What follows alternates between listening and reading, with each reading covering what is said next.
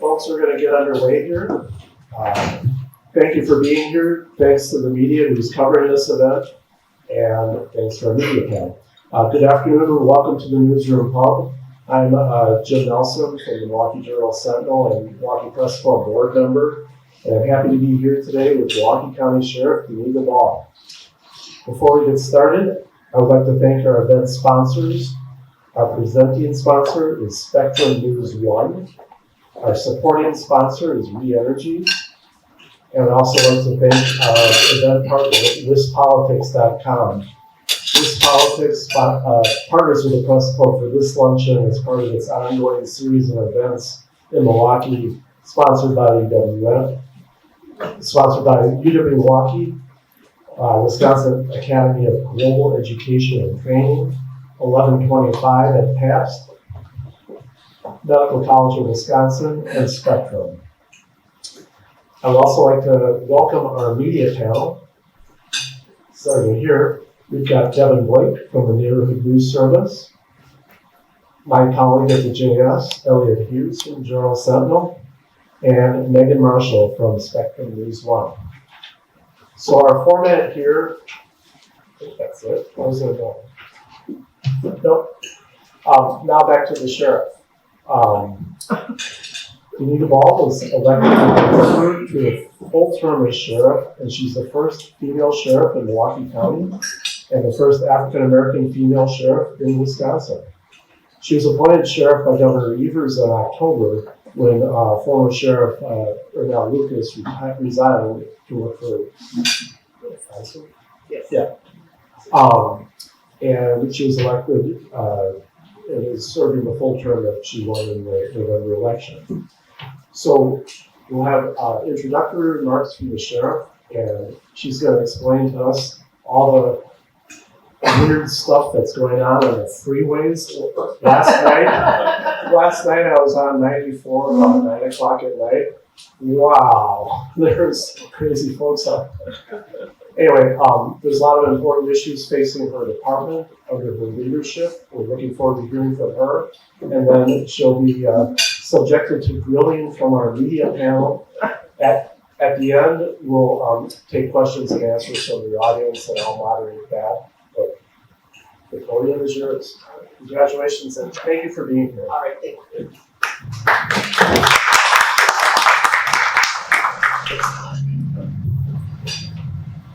Good afternoon, everyone. Thank you so much, Jim, for that kind introduction. And thank you for that warm welcome and having me here today. I truly appreciate it, and I'm grateful to be here. First, I would like to thank the Milwaukee Press Club and their leadership for extending the invitation to have me come today. It's truly an honor, and I'm humbled by the invitation. Also, I'd like to thank my colleagues, past and present, from the Milwaukee Police Department and the Milwaukee County Sheriff's Office for being here. I'm truly thankful for your support and your presence.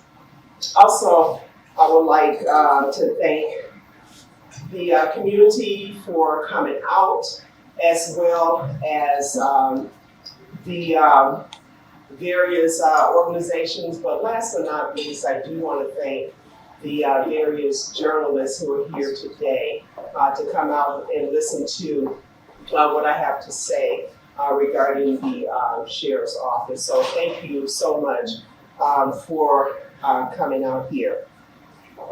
As was well, I'll just start over. I did know that this is where the media hang out. And so as a result, I'm glad I'm over on the other side of the river. So I know my place, but I am truly thankful that you invited me to be here. Seriously though, I do want to talk about what's going on with the Sheriff's Office. I'll start by reminding you that the state before my term began on January the 2nd. And during my public swearing in, I talked about collaboration. I talked about the fact that we can get more things done together if we work together. And so, and I also talked about focusing on the we in 2023. And so what I meant by that, focusing on others, focusing on the community, and if we do that, we can do great things together. And so as a result of that, I do want to talk about what we've been doing so far within the sheriff's office. A good friend of mine told me not to bury the lead, so I will start by telling you what I'm going to talk about. Primarily the jail. I'll talk about reckless driving, recruitment, as well as our efforts to make our agency more transparency, and most of us are more transparent. And so, as far as the jail, as you know, we've had an issue with staffing in our jail. At one point, we were down over 100 correctional officers. And because of the efforts that you as well as PACE have done, we've increased our staffing, so we have shown some progress there in spite of ourselves. And when I say in spite of ourselves, meaning that when we have deputy recruit classes, we are taking from our correctional staff because they do such a terrific job, and we don't want to take away this opportunity. So we've had 3 classes where we took nearly 10 people from each class. And so that's what I mean when I say in spite of ourselves. But we've also have been working, well, as you know, there have been 4 deaths in the jail in the last, since June of 2022. Although I can't talk specifically about those deaths, I will talk about what we are doing as a result of them. They are in various stages of review, and possible litigation, which is the reason why I can't be specific about them.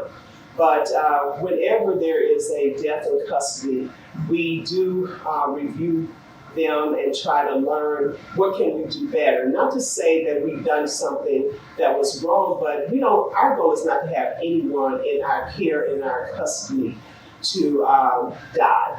And so we're always looking at how we can do things better. And so as a result of that, one of the things that we've done is that we have a occupant safety and compliance staff member who go around and will look at additional footage. So they'll look at the shift and see if there's footage where we need to improve on what we're doing. Maybe a person is not doing inspections right.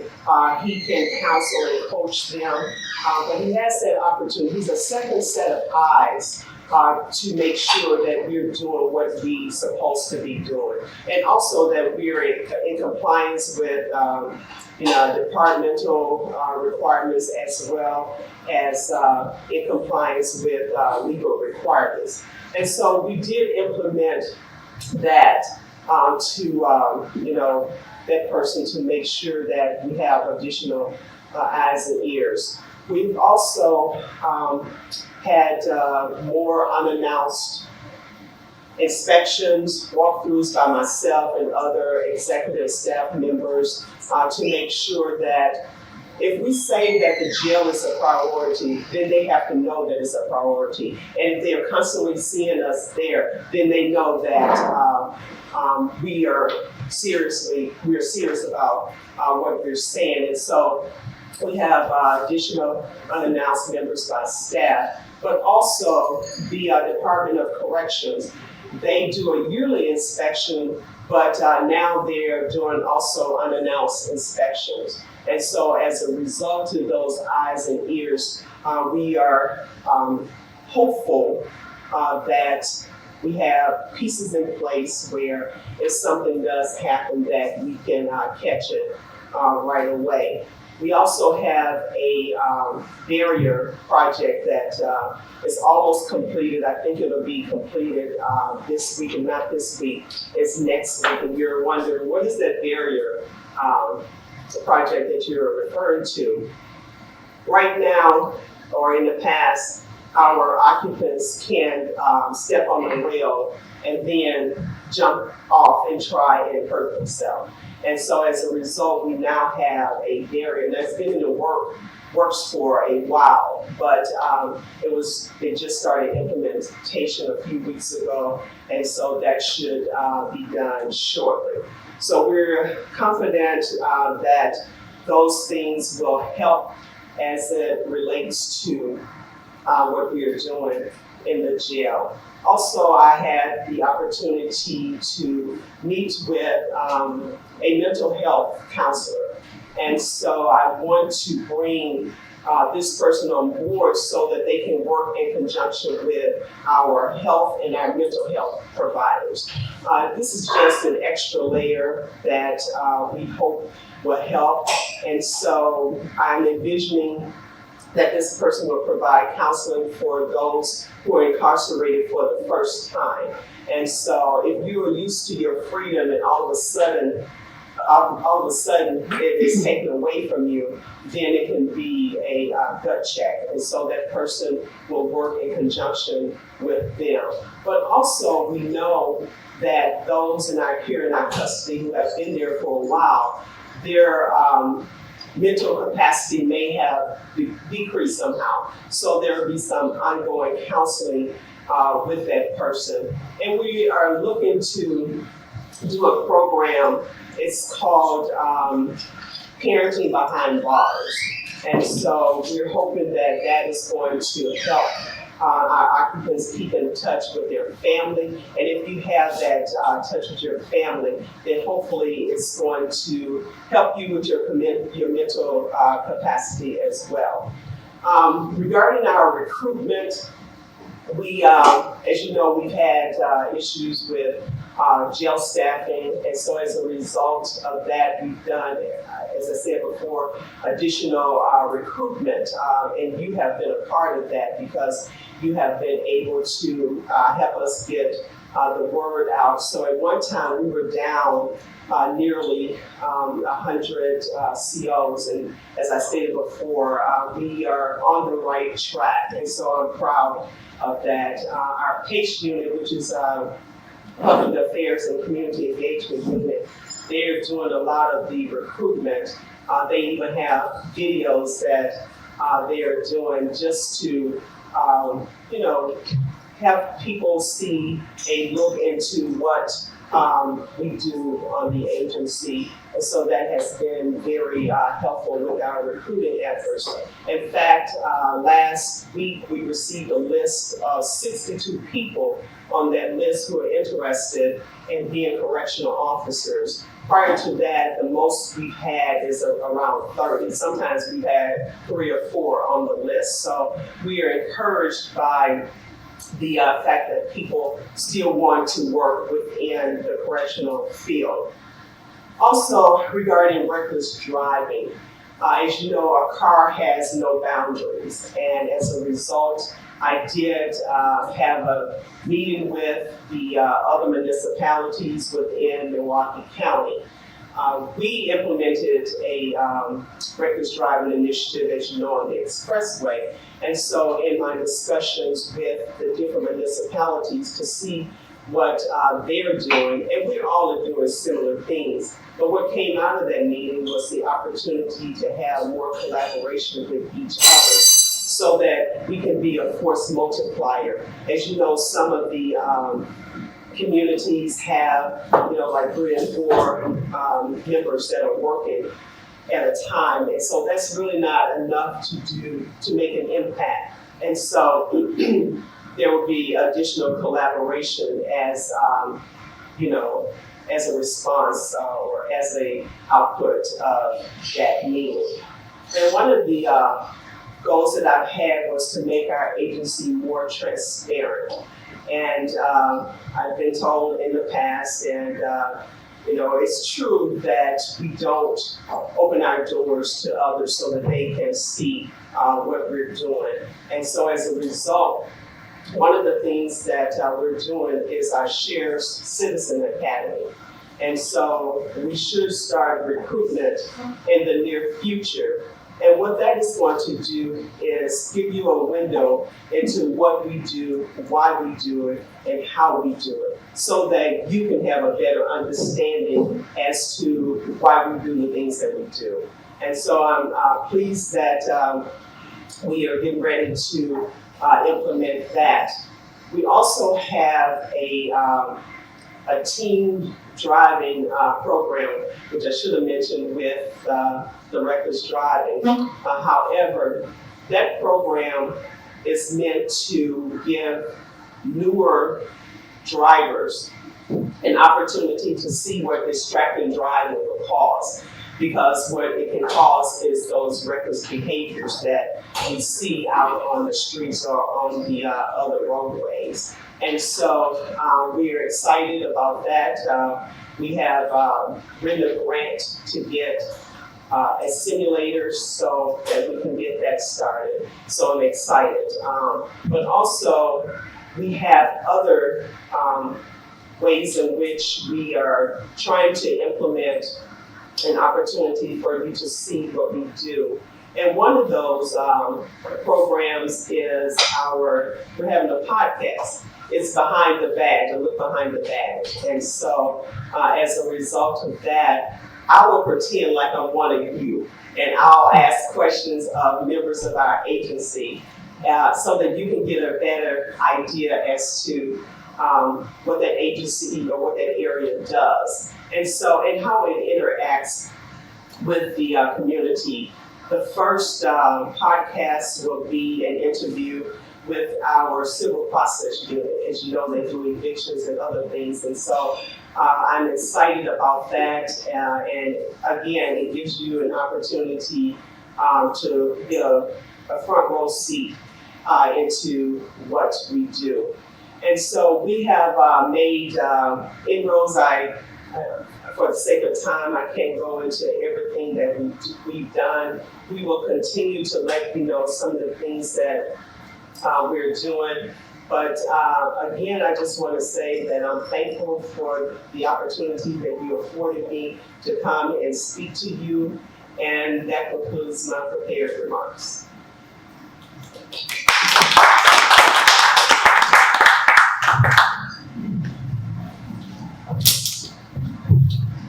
Good afternoon, Sheriff Earnell. It's a pleasure to meet you.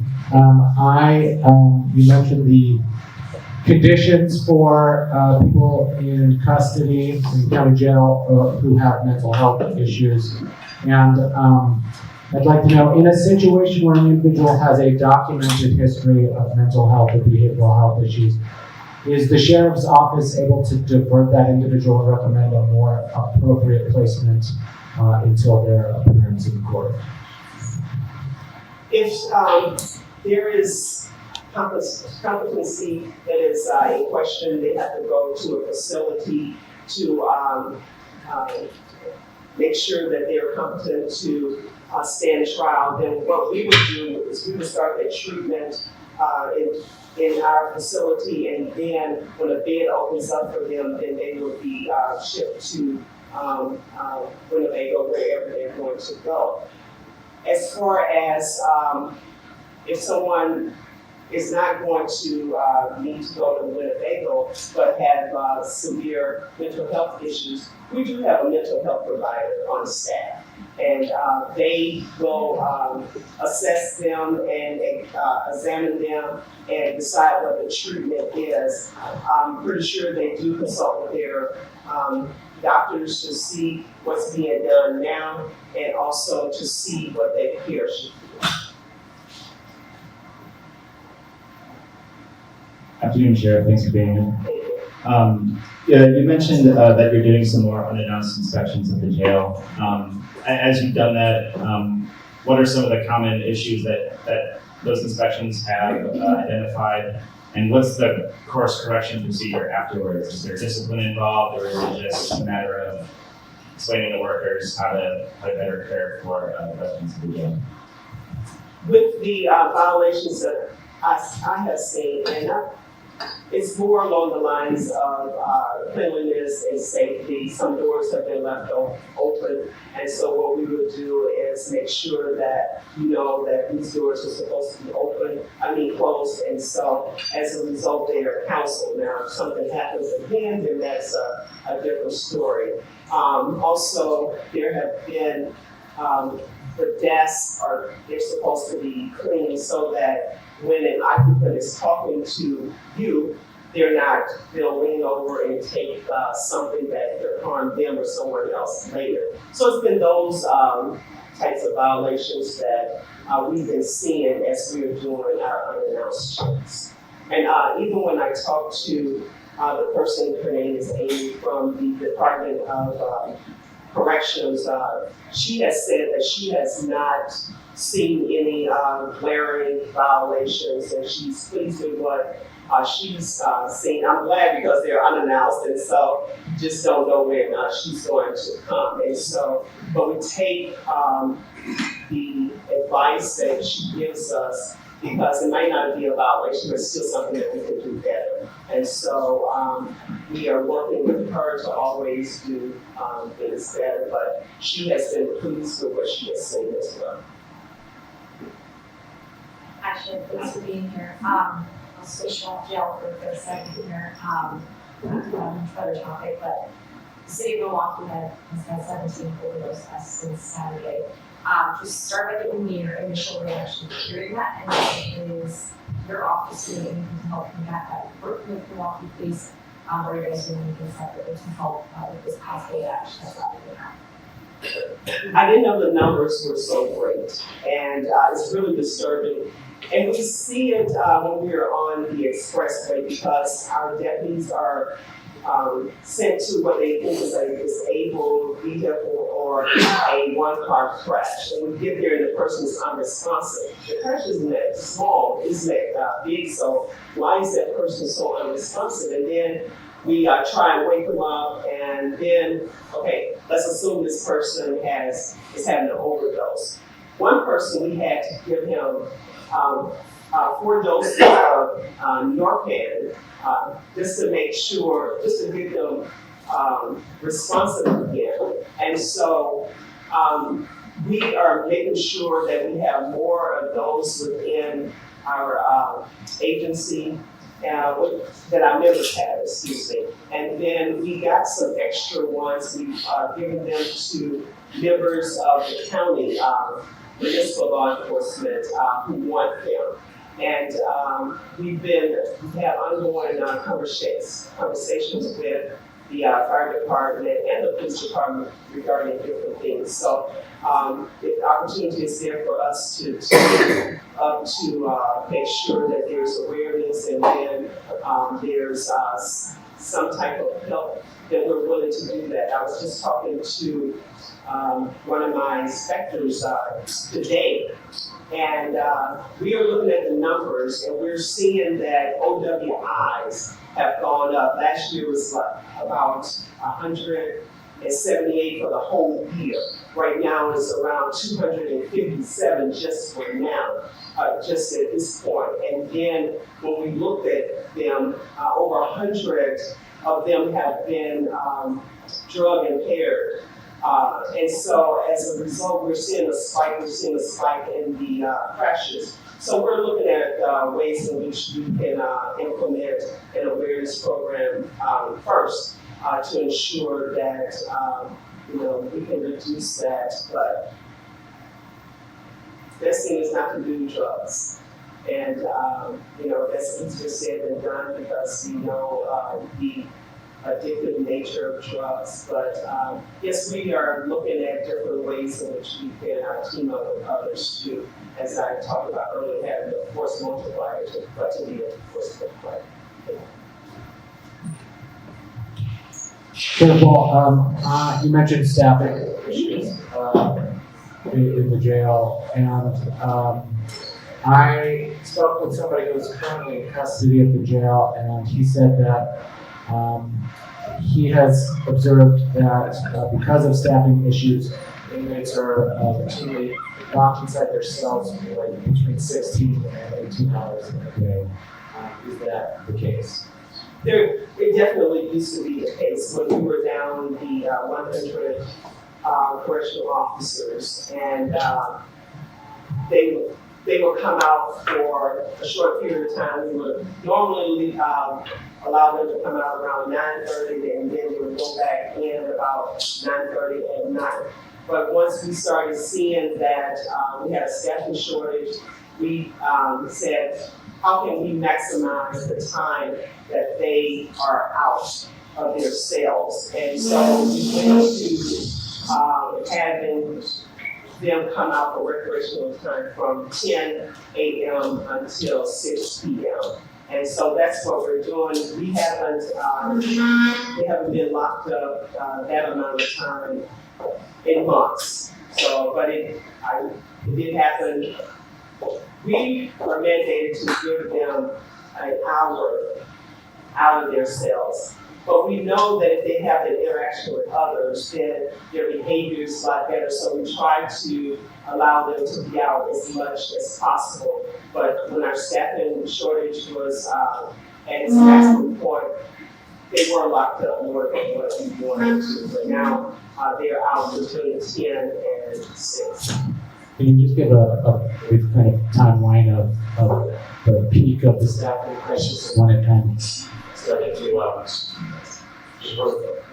I would say, don't hold me to this, but I would say toward the end or the beginning of 2022 is when we definitely noticed a huge staffing shortage, and we started trying to do more recruiting at that time. It was not as successful as we are now, and that was the reason why we had to bring the deputy into the jail, and we did that, I say, around May or June of that year. And then things started getting better probably around September, October, around there. Can you give us an overview of what the overcrowding situation is in the jail? Has it improved since last year? And are there still occasions where an inmate is waiting, perhaps 30 hours until he or she can get a bed? Thank you for asking that question, because it has gotten better. And I failed to mention it in my prepared statement that I did not do. But as you know, we have a cap of 960. And because of that cap of that capacity limit, we at one time were having people to wait upwards of 30 hours in our booking rooms to be booked. Recently, we have not even come close. Well, I should say, there are a couple of times we got close to the staffing limit. But because of the increased transfers that we have with the House of Correction, which is now the Community Reintegration Center, as well as our state partners, we have not had an overcrowded situation where they are in the booking room for long lengths of time. As you know, at one point we had to partner with Racine because we had no place to house them, and the staffing in other facilities like ours was not where it needed to be. But no, recently things, knock on wood, have been good, and so hopefully it stays that way. Are you still usually at or near capacity, or have things backed off in that regard? Yeah, as I was saying, there were only a couple of times where we were close. Usually our capacity, I'll say, is around 910 to 940. And so we have a little cushion there. You talked a little bit about staffing issues inside the jail. What does staffing look like for your department for those deputies who are on the streets, because we're looking for whether issues working towards that as well, and I'll see how it comes with that too, to hire. We generally don't have a problem hiring deputies, but we have retirements, and then because of the massive overtime that we have, because they sometimes have to come in before their shift, work their shift, or they will have to stay after their shift once they've worked it. And so as a result, there have been some who did not have quality time with their families to do, whatever they want to do. And so as a result, they have gone to different agencies, and that is what normally will increase our staffing. We have a class now of 21, and so I think even with that class, we will be down less than 10 deputies. So with our deputies, again, that there hasn't been that much of an issue. We will have an additional deputy class in July or August, because that 10, and then we know that there's some others who will be retiring. So generally okay on that front. And even those who are leaving at one time, it seemed like when you turn around, somebody was resigning. So I'm like, why? And so we try to pinpoint the reasons why. And as I stated, it's really that work-life balance. And it's not really going to school, and so they didn't have an opportunity to go to school like they wanted to. But the deputy sheriffs, they are pretty good as far as our staffing.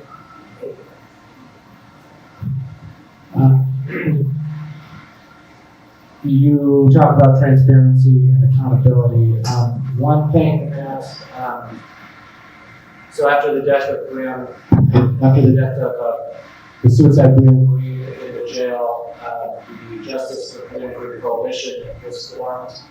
And two things that they consistently ask for are access to standard operating procedures in the jail and a town hall.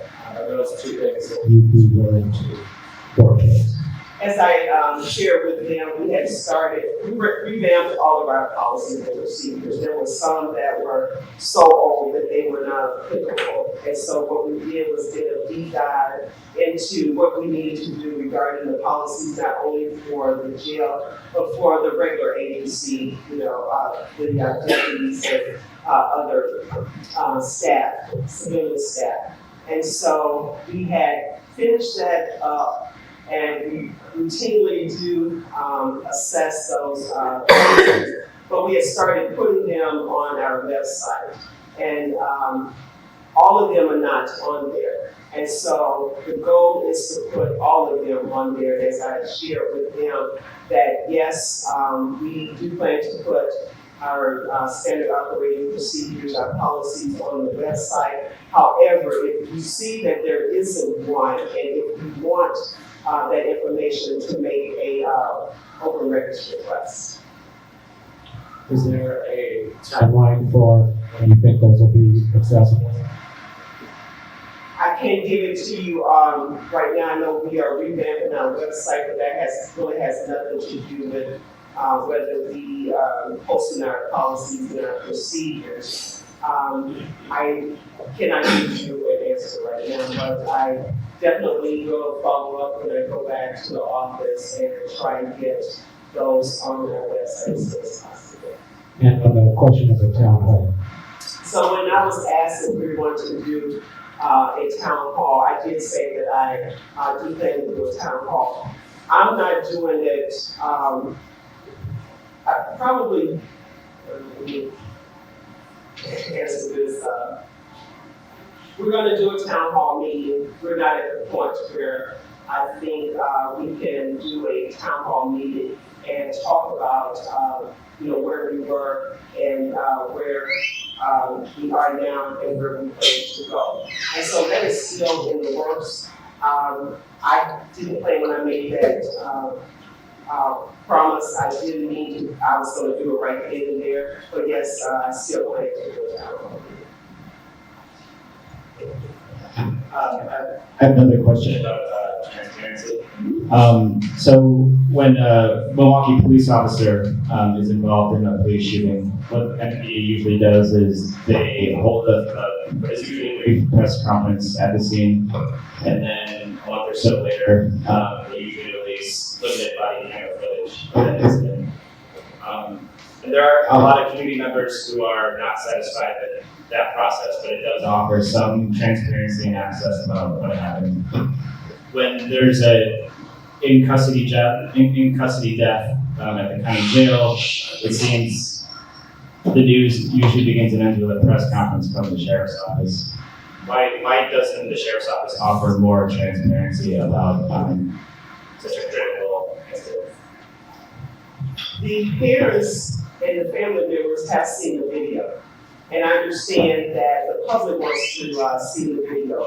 But you have to realize that in the jail, we have to make sure that we put things in place that's going to keep everybody safe. So somebody can't look out, look in and say, so that's how they do that, that's how they do that. But also, one of the things I would say is that we will evaluate it on a case-by-case basis.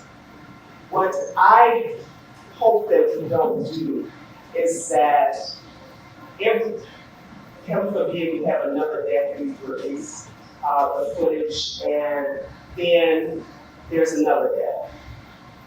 What usually happens is that you play that over and over and over and over and over again because we're on a 24-hour cycle. And so maybe that family has started to heal. I understand when you lose a loved one, it takes a while for you to get over it. And then next thing you know, we're taking that scab off of that healing. And so as a result, I'll look at it. I do want to be transparent, but I have to be mindful and make those tough decisions and will be criticized for it. And I understand that, but I look at all of that when I'm making that decision.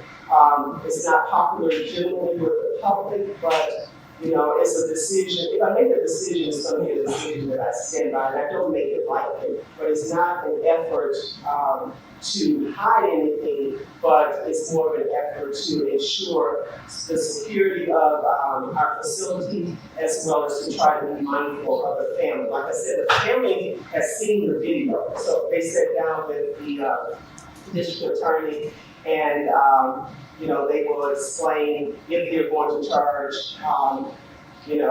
or if they're not going to charge, why they're not going to charge. This is what we're looking at, and they will slow it down.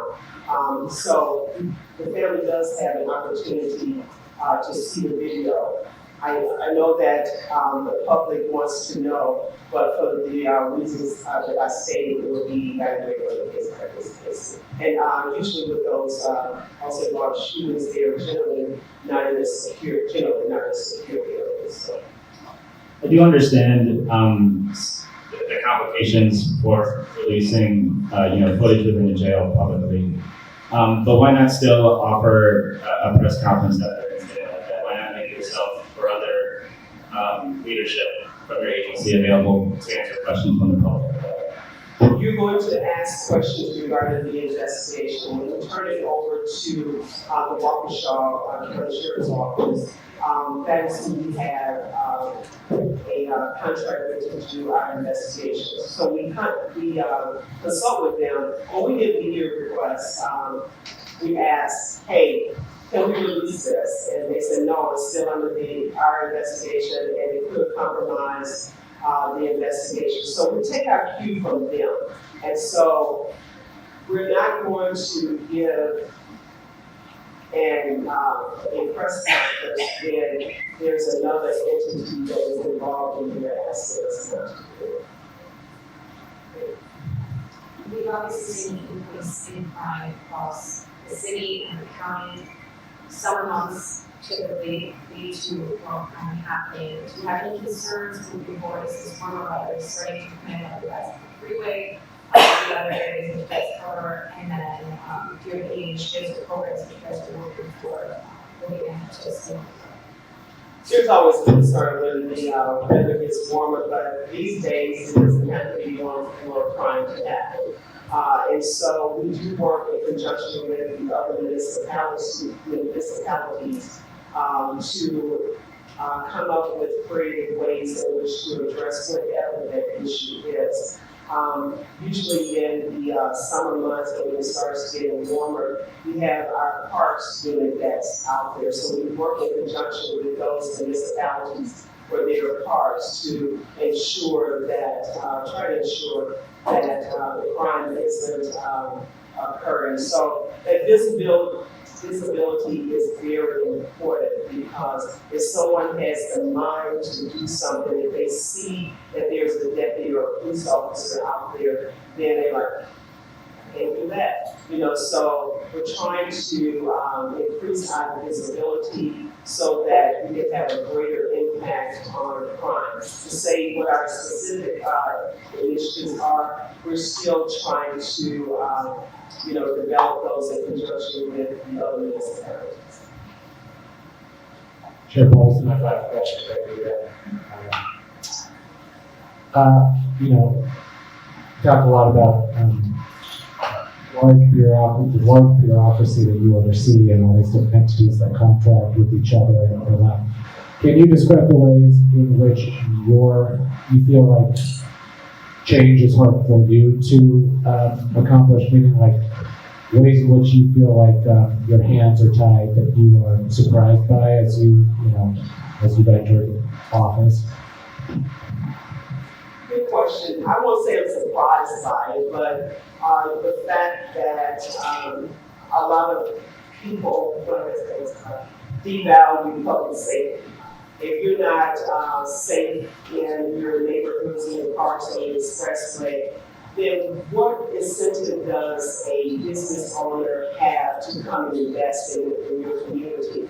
And so the fact that there are some who devalue public safety to the point where they are willing to take funds from our agency, during the budget year, they want to take $40 million from a $54 million budget. And so it's things like that surprises me. I know that we all are trying to get money from that same pool, but there should be a priority on public safety. And public safety is about 10% of the county's budget. And when I say public safety, I'm talking about the sheriff's office, the district attorney's office, Office of Emergency Management, as well as the medical examiner's office.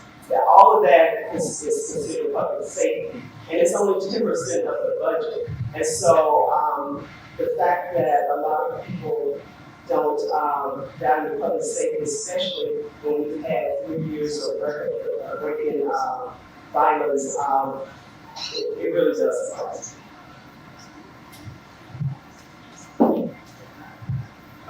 Sheriff, about a month or so ago, the Milwaukee Police Department released a product crime plan for the year. One of the details in there was that they were hoping the sheriff's office would begin to respond to shot spotter alerts that are in a county-owned park in the city, or at least county-owned parks that are within what's called like a hotspot of the city.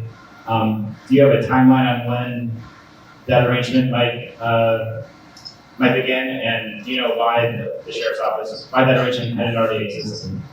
Well, this is, I've heard about that, but no one has approached me, and even as I was the chief deputy regarding responding to shot spotter activations within the areas that we monitor. And so I would welcome having that conversation with Chief Norman. We talk to each other on a regular basis, twice a week. And so I will talk with him regarding that, but it hasn't happened because no one has reached out at least to me regarding that. I have about 2 minutes of questions. So thank you for being here. So we Yeah, thank you for being here. Thank you to our media panel. Let's take some questions from the audience. Sheriff, I'm just wondering, you mentioned the podcast, which is a great idea. You said you were going to start by focusing on the civil process unit. What is it about that unit's work that you think deserves more attention in the public? I think the public needs to know why we have evictions. It's not like we're going out and we want to throw somebody out on the street. But because there have been a lot of questions surrounding the evictions that we do, as well as other things within the civil process unit, I think it would be an eye-opening experience for those who know exactly what they do, why they do it, when they go out, who they encounter. And so that was the reason why I wanted to focus on that, but also we work in conjunction with the Legal Aid Society. And so I wanted to have a member from that area to come and talk about how they work in conjunction with the tenants, homeowners, et cetera, to make sure that they have the resources that they need. So that was really my main reason for focusing on that area. You said you're doing lots of trainings for new officers for the prison or the jail, I should say. Are you doing de-escalation training with that as well? Absolutely. In fact, not just with the members of our correctional staff, but also with our department. And that's one of the main trainings that they get because, as you know, and we tell them, their main tool is their ability to communicate with one another or with those within the jail setting. And so it's important that they learn that and to de-escalate situations when they occur. So yes, it's just not for them, but it's for our agency. Sheriff, Chicago mayoral election crime is the #1 issue. The gentleman won yesterday, favors a more kind of long-term, holistic approach, shifting more public resources into education, affordable housing, things like that. His opponent had favored more of a immediate push of staffing police at a higher level. You know, from your perspective, is one better than the other in terms of trying to reduce crime? Great question. I think they both are essential. If we have the numbers that we have, then we can have that visibility that I talked about before. And that should reduce the opportunity to commit crimes.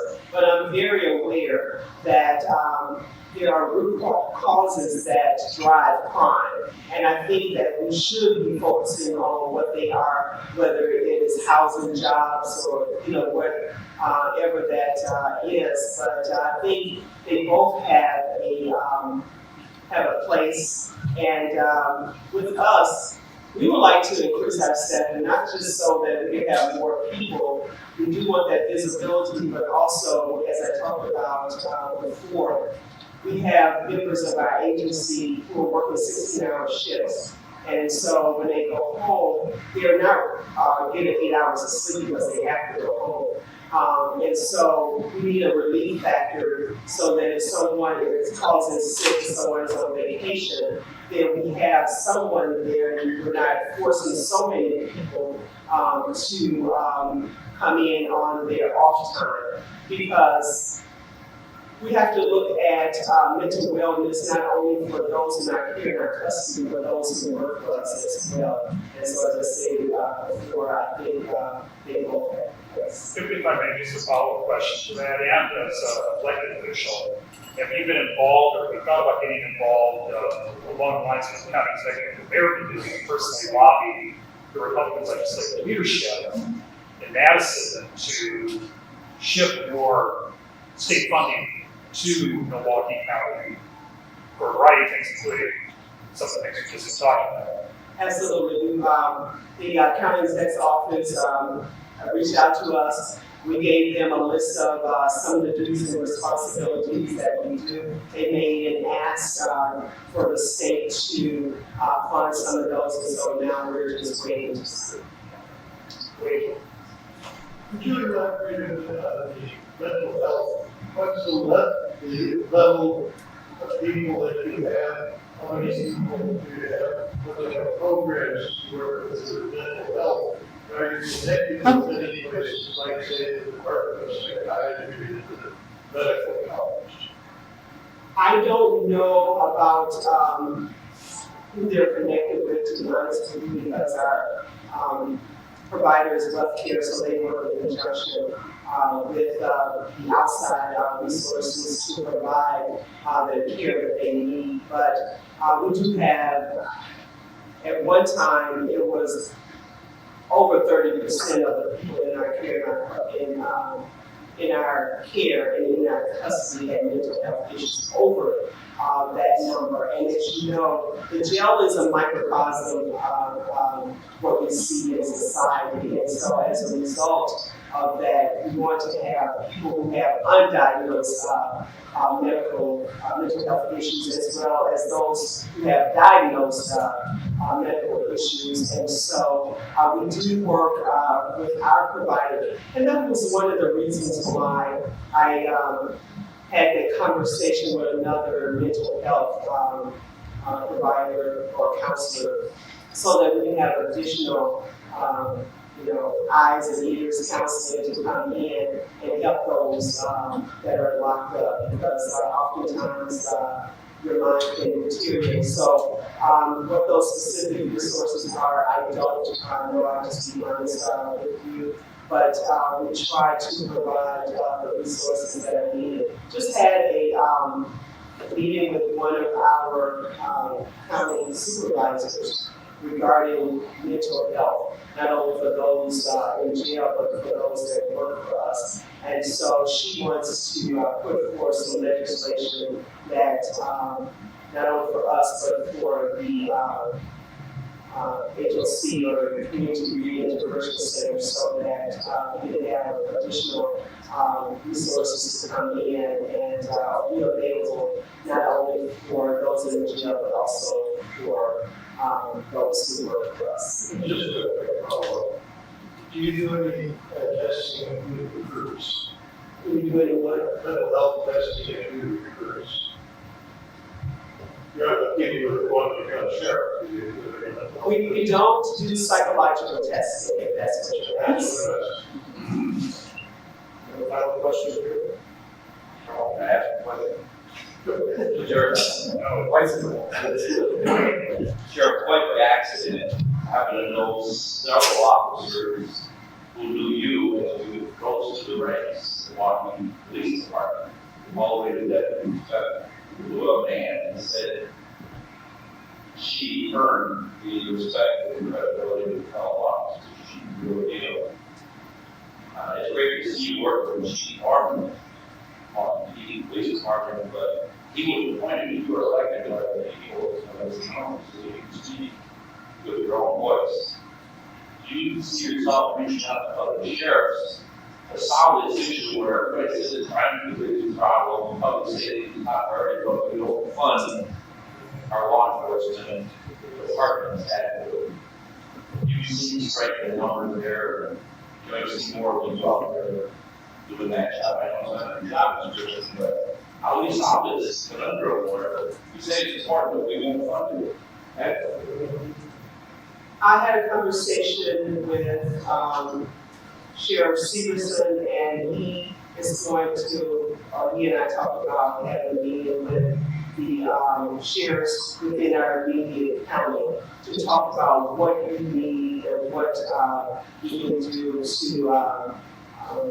say lobby for lack of a bad word. We can't lobby, so, but we can work with the county executive's office to do that. So I believe that we're going to have something coming up to make sure that the other entities know the challenges that we have, and if we can have them to assist us, then I'm willing to, be on that bandwagon and ask for those resources. I know we can't do everything on the back of the residents of the county, and so I'm definitely willing to go to Madison and do what I need to do.